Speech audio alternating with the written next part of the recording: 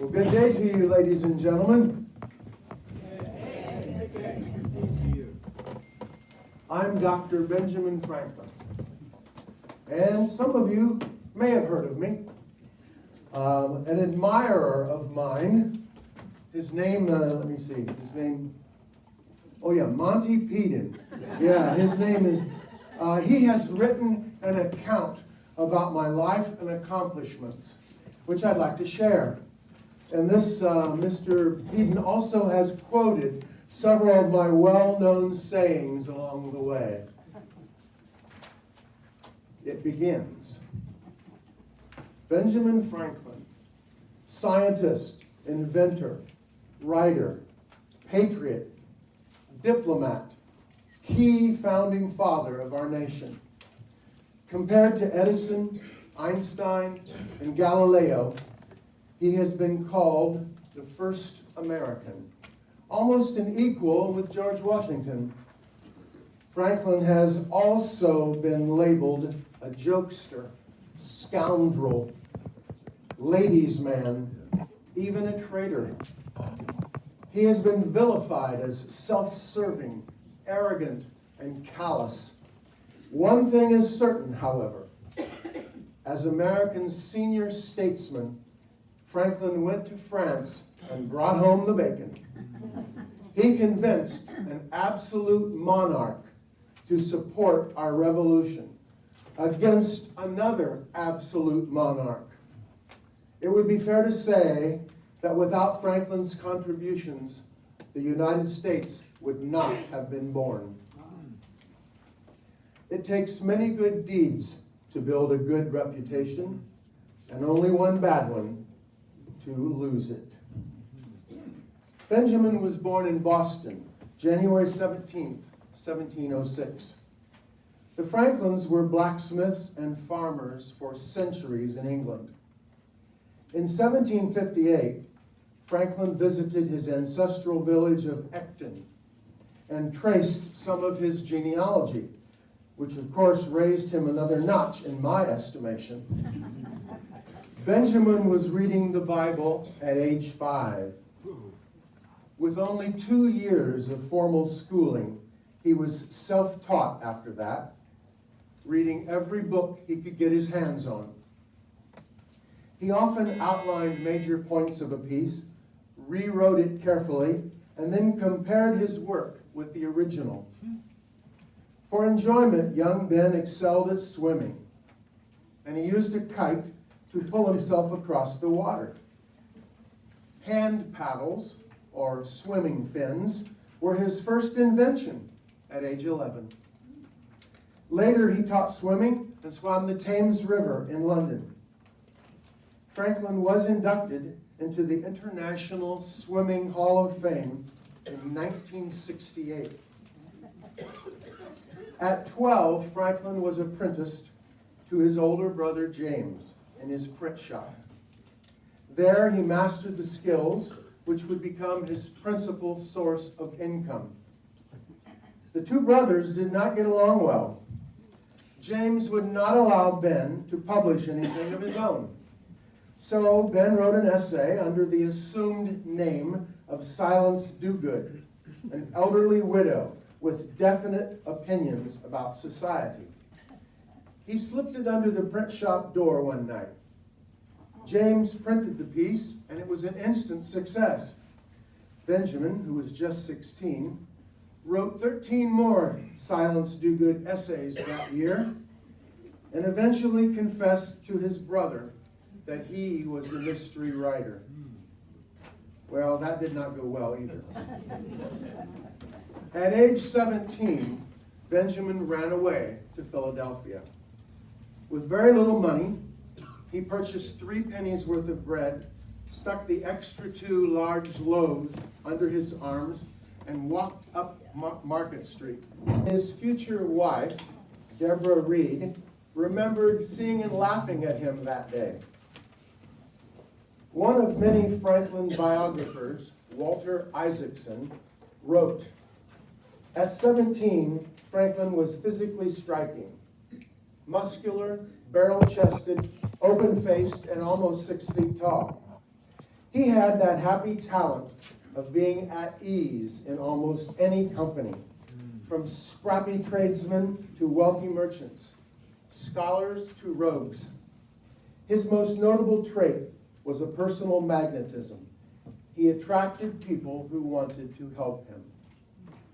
Blessed is he that expects nothing, for he shall never be disappointed.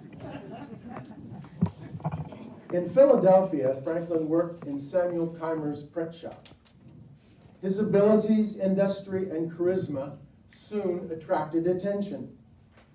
The governor of Pennsylvania arranged to send young Ben to England with letters of introduction and finances to buy printing equipment. Franklin arrived in London and discovered Governor Keith had gone back on his promises. 18-year-old Ben found work in print shops, and his writing skills quickly advanced him from pressman to the composition room. After a year and a half in England, Franklin returned to Philadelphia. During the long 11 weeks at sea, Franklin studied dolphins, experimented on crabs, and calculated distances using a lunar eclipse. Franklin went back to work at Keimer's print shop. He and Keimer obtained the commission to make paper currency for New Jersey. Benjamin had contrived a copper plate to make the bills with leaf patterns so intricate they could not easily be counterfeited. In 1727, Franklin organized a secret club known as the Junto. Ben led that network of young men seeking ways to improve society. The Junto thrived for 40 years, like a sort of think tank, contributing ideas for many innovations. At 22, Franklin opened his own print shop. The following year, he bought and began publishing the Pennsylvania Gazette, which grew to become a newspaper empire. Success has ruined many a man. Franklin often wrote using pseudonyms to ridicule society, and he excelled at poking fun. He penned a drinker's dictionary with 228 terms for being drunk, like addled, cockeyed, tipsy, and dizzy as a goose. But he also had a serious side.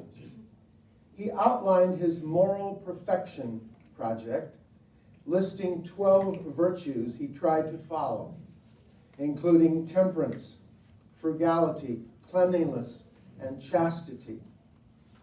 One of his Quaker friends suggested to Benjamin a 13th virtue that was lacking from the list: humility. In 1730, he entered into a common law marriage with Deborah Reed. Franklin brought to that marriage a little something extra. He had fathered a son, William, which Deborah accepted and raised as her own. She was practical, loyal, and ran a frugal household. They were married 44 years and had 2 children, a son who died young and a daughter, Sally. In 1732, Franklin launched Poor Richard's Almanac, which was published annually for 25 years under the pseudonym Richard Saunders. Saunders was a humble, henpecked man with short, witty sayings promoting hard work, thrift, and common sense. Filled with homespun wisdom about the follies of life, the almanac sold over 10,000 copies each year. It established Franklin as a public figure and made him quite wealthy. Some of Poor Richard's sayings include, "He that lies down with dogs shall rise up with fleas. The proud hate pride in others. Half a truth is often a great lie. And fish and visitors stink in 3 days. With financial success, Franklin turned his attention to public matters. He founded the first circulating library. He joined the Freemasons and rose to be Grand Master of the colonies. He became clerk of the Pennsylvania Assembly. He improved street lamps. He reorganized Philadelphia's police constables, started the first volunteer fire department, and created the first fire insurance company. He improved the heating efficiency of wood stoves. Later, they were to be called Franklin stoves. He founded the American Philosophical Society, which still thrives today. He started the first public hospital in Pennsylvania and the first college, which became the University of Pennsylvania. He was appointed postmaster, first at Philadelphia, later Pennsylvania, and eventually for all of the colonies. He organized and raised funds for a Pennsylvania militia and was appointed peace commissioner to trade with the Indians. Franklin calculated correctly that America's population would double every 20 years, and in 100 years would surpass England. He invented the first flexible catheter. He wrote an early political cartoon, Plain Truth, which urged colonists to stop relying on others and defend themselves. He published The Speech of Polly Baker, which exposed the unjust judicial system which placed full blame on women for illegitimate children without charging the fathers. During tedious meetings, Ben created magic squares as a diversion.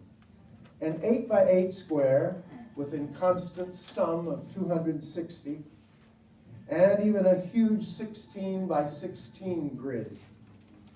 He even constructed a magic circle with complex overlapping magic sums of 360. Way too complicated for me.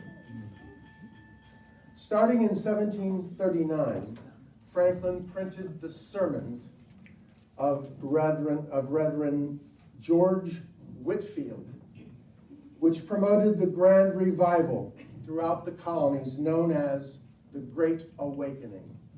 It's a great movie, by the way, if you haven't seen it. Franklin did author some rather bawdy writings as well.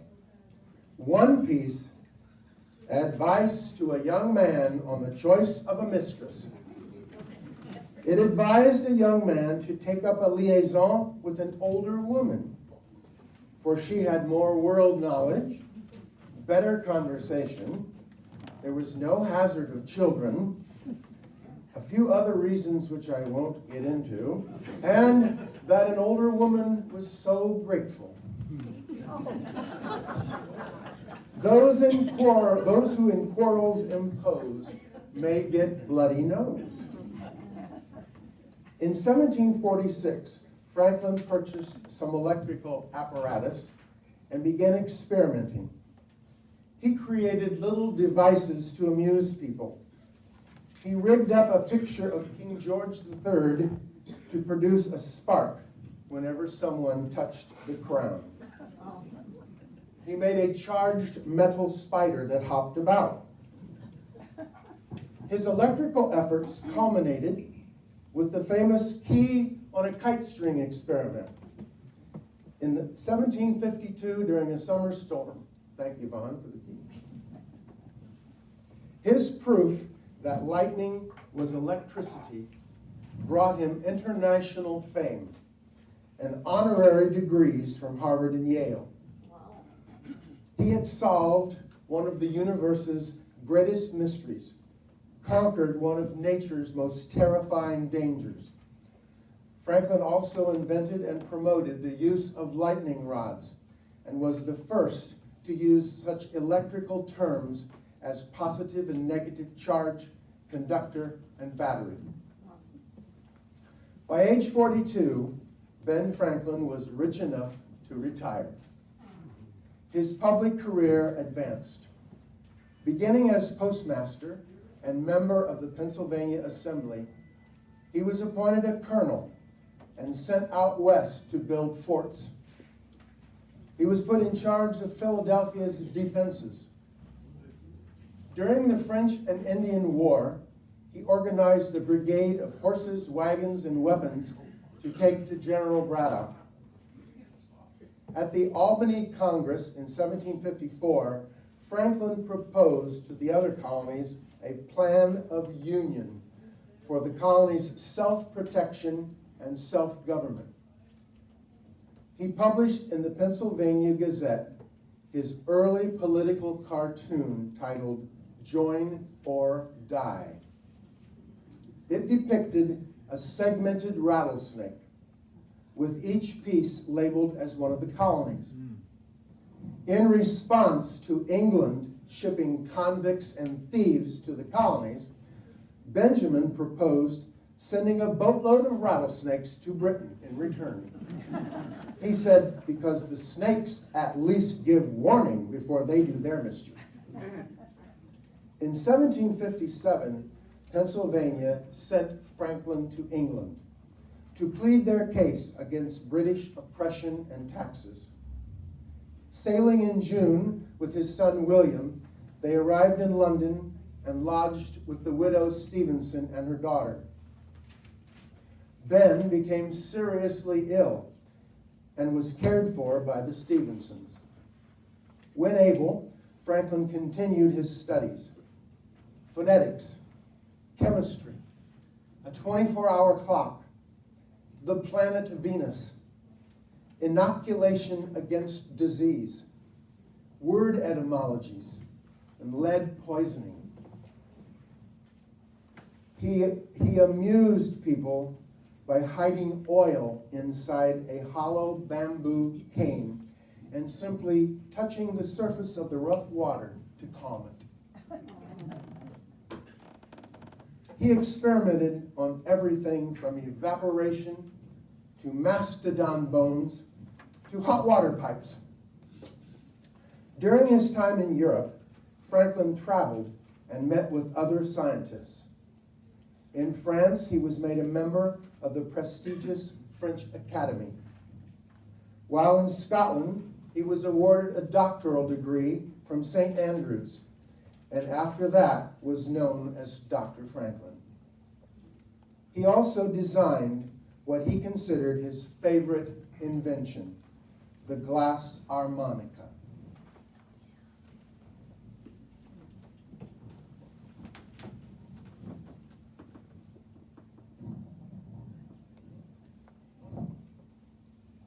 Attended a concert of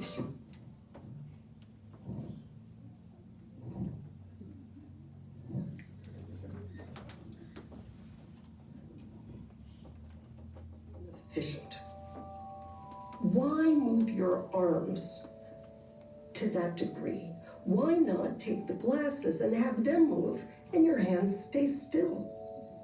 He hired a London glass blower to create a series of 36 glass bowls to specific thicknesses and sizes.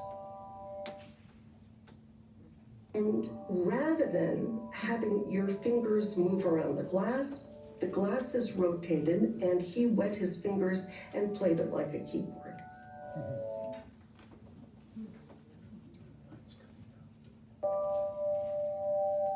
He named his new invention the harmonica, after the Italian word for harmony, and charmed visitors with performances on it.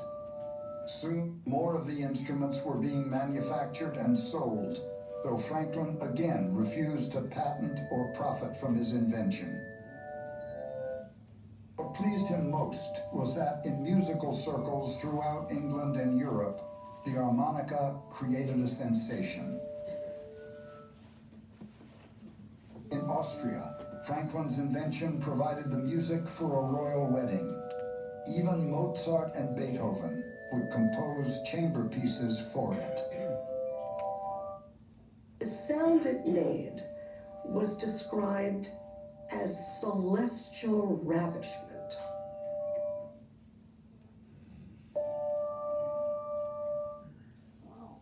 Okay, meanwhile, Franklin's intended mission in England was stalled. Lawyers procrastinated, and the Penn family proprietors thwarted his every move. So the Franklins returned to Pennsylvania. During 2 years back in America, he conducted a 5-month postal inspection tour of the colonies and designed plans for a new home. During the Pontiac Indian Uprising, he turned down an officer position and instead took up a musket to fight. A group of Presbyterian fanatics known as the Paxton Boys killed 20 peaceful, innocent Indians. Franklin wrote a heart-wrenching account describing the cold-blooded murders. The Pennsylvania governor, however, backed the Paxton Boys and publicly attacked Franklin.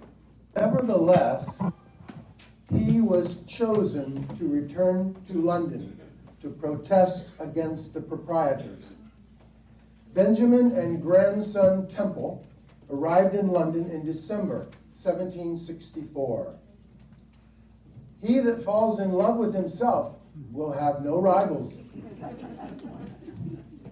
Franklin spent his last decade in England defending the American cause.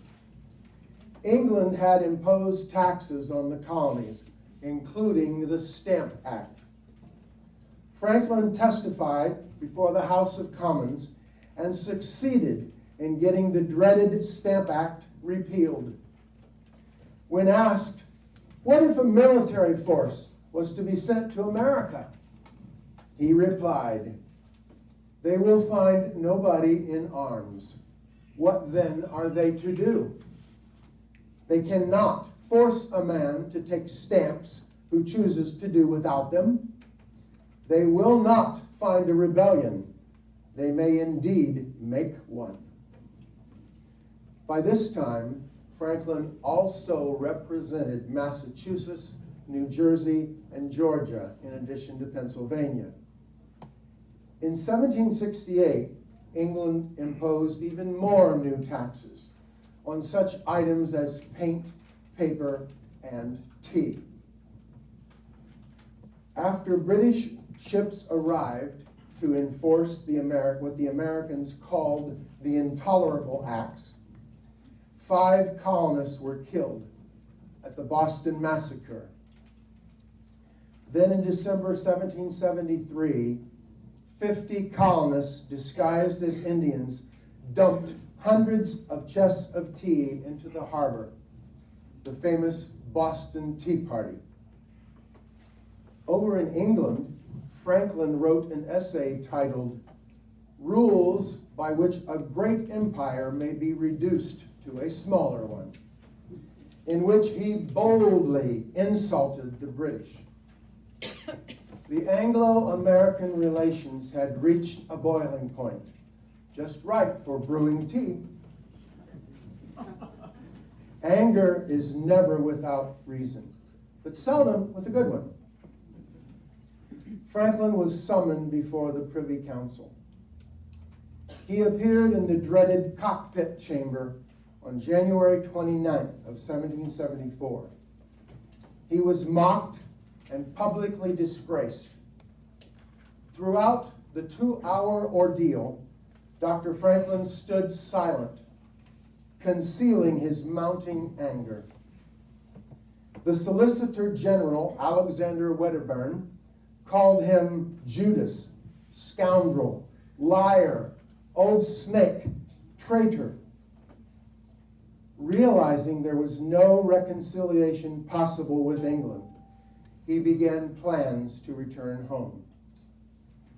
Son William Franklin, who was then the royal governor of New Jersey, publicly declared his allegiance to the British crown. This sealed the permanent agonizing rift between father and son.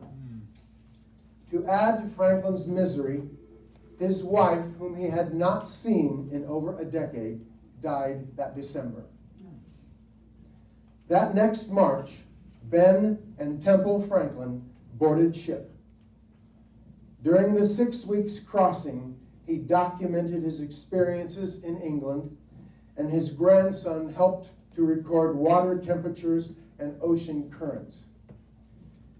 They arrived in Philadelphia and learned of Paul Revere's ride, Lexington and Concord, all which while they had been at sea. Those who would give up essential liberty to purchase a little temporary safety deserve neither liberty nor safety. Franklin was welcomed a hero and immediately elected to the Second Continental Congress. At 69, he was the oldest. Washington was 43, John Adams 39, Jefferson 32. Franklin was appointed to establish a postal system, and he served on various committees. Reorganizing an undisciplined militia, constructing secret underwater defenses in the Delaware River, procuring gunpowder, dealing with the Indians. Franklin proposed using bows and arrows as a viable alternative to the shortage of gunpowder. In October, Benjamin wrote, quote, Britain, at the expense of £3 million, has killed 150 Yankees, or 20,000 pounds per head. During that same time, 60,000 children were born in America. It is thus easily calculated the time and expense necessary to kill us all. In the spring of 1776, Franklin headed a delegation to Canada to try to win them to the colonies. The 70-year-old led the 3-month expedition north in freezing temperatures. During the unsuccessful mission, he got his first fur cap, which became one of his trademarks. It was made of marten fur. Congress appointed Franklin, along with Thomas Jefferson, to a committee to draft a declaration. Franklin made a few edits to Jefferson's document, changing one famous line to read, "We hold these truths to be self-evident." Congress adopted the Declaration of Independence on July 4th. When John Hancock declared, "We must all hang together," Benjamin Franklin reportedly replied, "Yes, we must, indeed, all hang together, or most assuredly we will all hang separately." By fall, Congress realized they needed foreign aid to have any hope of winning the war. Franklin was to travel secretly to France. He withdrew 3,000 pounds of his personal funds, over $1 million in today's money, for Congress and the war effort. In October, the small warship Reprisal set sail with Dr. Franklin and his 2 grandsons, Temple and Benny. The 70-year-old Franklin faced imprisonment or execution if caught on the British-patrolled seas, but he was determined to carry out his secret mission. They arrived in Paris December 21st. Franklin soon befriended the French foreign minister, the Comte de Vergennes, who would become his ally during the years of negotiations. While in France, Franklin lived as the guest of the wealthy Lord Chaumont, just west of Paris. There, Benjamin enjoyed luxurious apartments with formal gardens, a wine cellar, even his own science lab.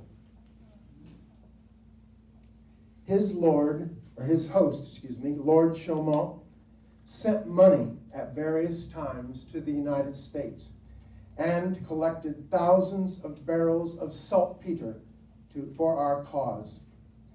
Lord Chaumont gave so much to help the American Revolution that it broke him by war's end. There are no gains without pains. Benjamin Franklin was an instant sensation in France. The famous scientist was seen as a wise philosopher from the backwoods, a frontier sage. He cultivated that Quaker image with simple brown clothing, spectacles, and gray hair peeping out from his fur cap. He became the darling of society, his image seen everywhere, on medallions, engravings, cameos, even on snuff boxes. He was swamped with invitations, letters, and visits, especially from rich Parisian dames. Society ladies all wanted to be seen with the American diplomat, a situation that he encouraged. In France, a reputation for lewdness also grew. There was no evidence of any actual sexual affairs. He was in his 70s. During his lifetime, Franklin did have relationships by correspondence with several women. Two French ladies in particular were very close to Dr. Franklin. Madame Brion was in her 30s, a musician, a rich pillar of society. They spent much time together at parties and playing chess. She called him my papa and teased at becoming his wife up in paradise. But she drew the line against any further closeness. Franklin also flirted with Madame Helvétius, a rich widow in her 60s. They played games, recited poetry, and wrote bawdy drinking songs. Once Benjamin proposed marriage, but Madame Helvétius declined, choosing to remain faithful to her deceased husband. Keep your eyes wide open before marriage, half shut afterwards. Franklin was in France on a mission, however. He used his popularity with influential people to win support for the American cause. Biographer Isaacson stated, "Already the greatest American scientist and writer of his time, Franklin would display a dexterity that would make him the greatest American diplomat of all time." Another biographer, H.W. Brands, wrote, "Washington won the Battle of Yorktown, but Franklin won the European support that allowed Washington his victory." In a recent documentary series starring Michael Douglas as Benjamin Franklin, it was based on Stacy Schiff's biography of Franklin's years in France. Schiff described his considerable efforts to charm, cajole, and bamboozle the French into paying for the American Revolution. In total, from 1776 to 1783, France supplied the United States with over 35 million pounds in gifts and loans, or roughly $10 billion in today's money. France sent us uniforms, gunpowder, weapons, warships, soldiers, sailors. Their support led to bankruptcy and helped to bring on the French Revolution. Franklin worked tirelessly with Vergennes, and in February of '78, 2 formal treaties were signed with Louis XVI, the Treaty of Alliance and the Treaty of Amity and Commerce. Yale historian Edmund Morgan called the triumph the greatest diplomatic victory the United States has ever achieved. Speak little, do much. Franklin was named chief ambassador to the French court to negotiate for more aid. At one point, Congress sent Franklin a 38-page shopping list of their needs: ships, uniforms, blankets, shirts, powder, guns, even thimbles. Franklin personally financed an inspection tour of American prisoners of war held in London. He witnessed unimaginable conditions: starved, half naked, and confined for weeks in black holes. Franklin initiated programs to relieve their suffering and negotiated a prisoner exchange with England. With the war going badly in America, Franklin continued to win French support. He garnered another outright gift of 6 million pounds from Vergennes. But Washington and Congress pleaded with Franklin to get even more support and supplies. The French General Lafayette, fighting in America, wrote to him, "For God's sake, dear friend, find something, anything for my men to wear." Amid Franklin's negotiations, he suffered frequently from gout and kidney stones. Yet, he continued his many activities. He was made Grand Master of a French Masonic lodge. He invented bifocals. He wrote about the uses of corn, navigation on the Mississippi, and that French women were flat-chested because they did not breastfeed their babies. Franklin was at the Palace of Versailles for the very first hot air balloon flight. When asked, "What good is a balloon?" Franklin countered, "What good is a newborn baby?" Some of his writings could be downright ornery. Apologize if I offend anyone. He penned a spoof about farting, in which he proposed inventing a pill that could be taken with food to neutralize the offensive odor, and it could be made as agreeable as perfume.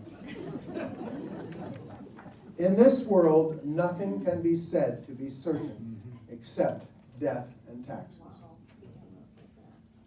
John Adams did not trust, nor did he like Benjamin Franklin. Although they got along publicly, Adams was envious of Franklin's popularity and jealous of his success. Adams called Franklin the demon of discord among our ministers, the curse and scourge of our foreign affairs. Franklin described Adams as an honest man, often a wise one, but sometimes and in some things absolutely out of his senses. Adams carried his disdain for Franklin even after his death, when Adams stated that Franklin was a crafty, lecherous old hypocrite of a grandfather whose very statue seems to gloat on the wenches as they walk the State House yard. In 1781, Washington received word of a large French fleet arriving at the Chesapeake with 29 warships and 5,500 French troops. With the bay soon to be blocked, he sent Lafayette's forces south and moved his own troops down from New York and Philadelphia. On September 28th began the siege and bombardment of Yorktown by the combined American and French forces. the trapped General Cornwallis surrendered on October 19th. That November, when the news reached Vergennes in Paris, he immediately sent word to Benjamin Franklin at midnight. Victory celebrations began, as well as the evacuation of British loyalists in America. Peace negotiations began, but at a snail's pace. When Britain demanded compensation for all the destroyed property of the Loyalists, Franklin promptly retorted, "And were the English going to pay for the American towns burned and the plantations devastated? By failing to prepare, you are preparing to fail." The American negotiation team was joined by John Adams and John Jay. At their insistence, Franklin reluctantly agreed to a secret peace agreement with England. When France learned of the U.S.-English tentative agreement, it was left up to the senior statesman to try to smooth things over with an extremely irate Vergennes. Franklin wrote to his French friend, quote, "The English, I just now learn, flatter themselves. They have already divided us. But I hope this little misunderstanding will therefore be kept a secret, and that the English will find themselves totally mistaken." Unquote. Franklin's letter must have appeased the French minister, because he then asked for more money and was promised another £6 million. Franklin's handling of Vergennes was hailed a diplomatic masterpiece. Negotiations resumed, this time with all three countries. September 3rd, 1783, the treaties of Paris were signed, seen here in an unfinished portrait for which the British refused to sit. One provision gave the United States control of all land east of the Mississippi, doubling the size of our country. It is ill manners to silence a fool and cruelty to let him go on. With worsening illnesses, the aged diplomat petitioned Congress to be allowed to return home. Thomas Jefferson arrived to take Franklin's place. He is quoted, "I might succeed, Dr. Franklin, but no one could replace him." During his final months in France, America's elderly statesman continued his studies, like the overuse of candles in Paris and the law of conservation of mass to energy, which I have no idea what it is. He also wrote such pieces as Remarks Concerning the Savages of North America, which presented the Indians as anything but savages, and Information to Those Who Would Remove to America. It was a land of opportunity for those willing to work hard. July 12, 1785, Dr. Franklin left. His carriages filled with 128 boxes of books and instruments. The Queen of France sent her own royal coach to carry her ailing friend in comfort to the coast. The Comte de Vergennes presented him with a miniature of King Louis, set with 408 diamonds, a gift of £24,000 then, over $9 million today. On the coast of England, he had one last cold meeting with his son. He forced William to sell his American properties to Temple, and paid for by old debts that William owed his father. During the crossing, Franklin again wrote prolifically and studied all manners of nautical science. The passage was smooth, and the ship docked on September 14th. A grand welcome awaited. Cannon announced his arrival. Church bells rang. Visitors came, including the last 4 surviving members of his old Union Fire Club. Franklin settled in his 3-story home on Market Street with a grand library for his 4,000-some volumes. He invented a long arm extension for reaching high books and designed a chair which doubled as a ladder. Just 1 month after his return, Franklin was elected President of Pennsylvania, the first of 3 consecutive terms. The first mistake in public business is going into it. As a last service to his country, Franklin represented Pennsylvania at the 1787 Constitutional Convention. He was 81 and by far the oldest delegate. Often he needed to be carried down the street in a sedan chair mounted on 2 poles and carried by 4 prisoners. But he was present every day for 4 straight months. On June 28th, he proposed they seek God's help and open each session with prayer. He stated, "Have we now forgotten our powerful friend in heaven, or do we imagine we no longer need his assistance?" When Dr. Franklin spoke, it was often a witty remark, serving to reduce tensions. He brought a spirit of tolerance and compromise to the convention.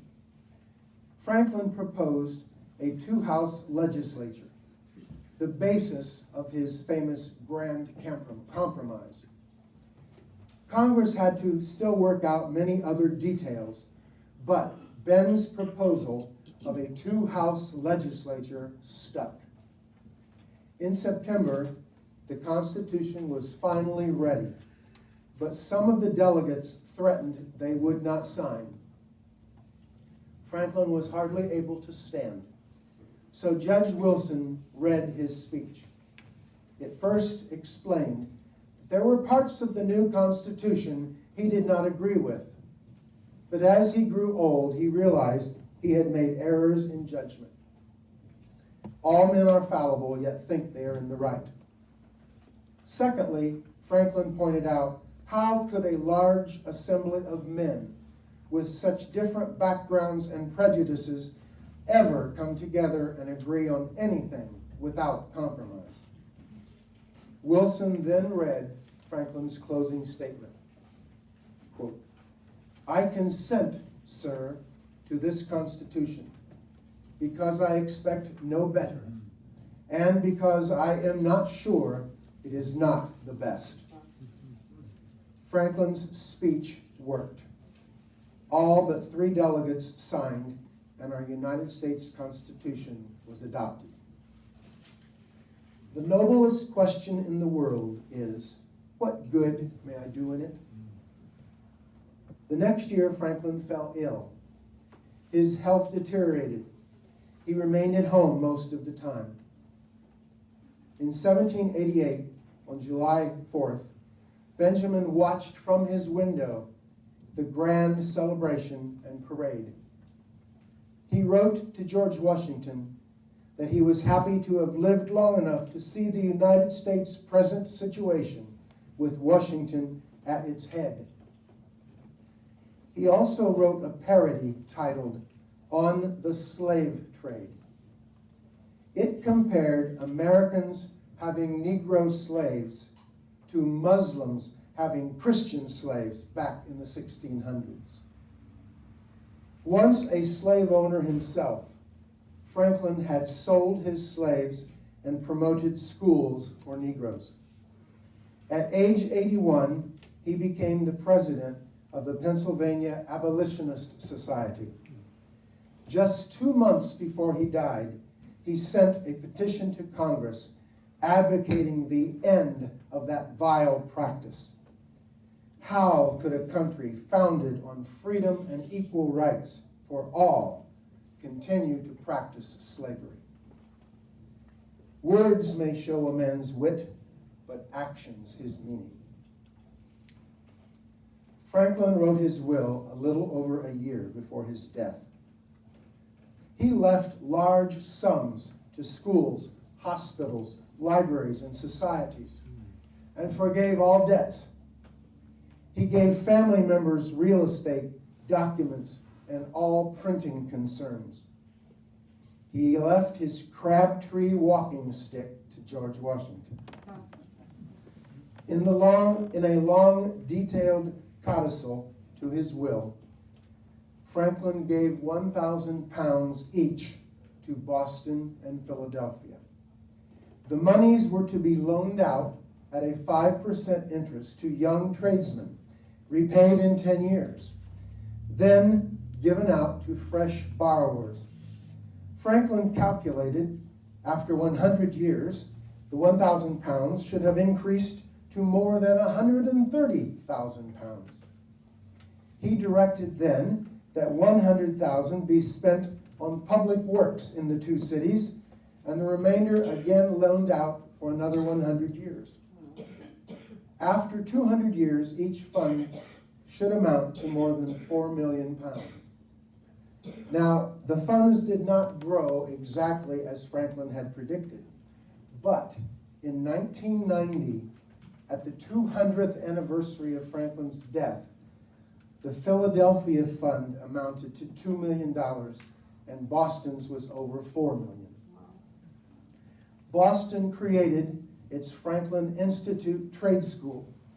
Philadelphia gave aid to students in the applied sciences. Franklin died at age 84 on April 17, 1790. Bells tolled, ships' flags were at half-mast, artillery fired gun salutes.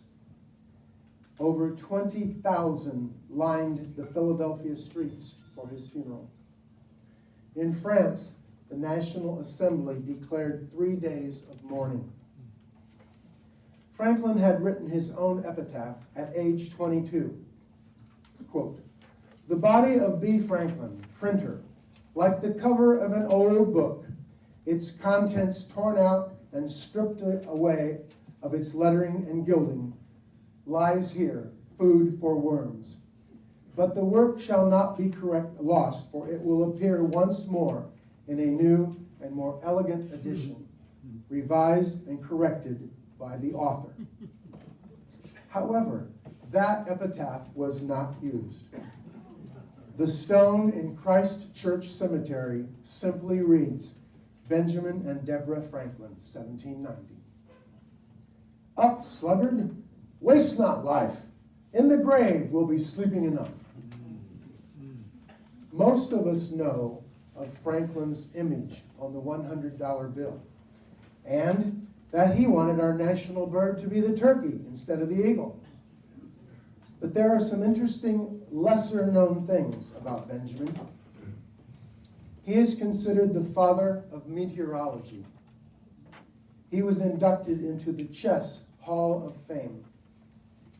He spent over 1 full year of his life crossing the ocean 8 times.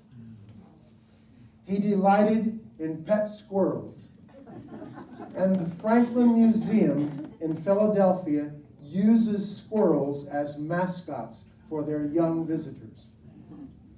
He invented an early distance odometer attached to carriage wheels. He studied salt mines, Scottish tunes, silkworms and toads, irrigation, the aurora borealis, infections in dead bodies, Chinese rhubarb, volcanoes, even an early copy machine. He dreamed of inventing a method of embalming a drowned person so they could be recalled to life, for he so wished to see the state of America after 100 years. And Benjamin Franklin never took out a patent for any of his inventions. He believed they should belong to all for the common good.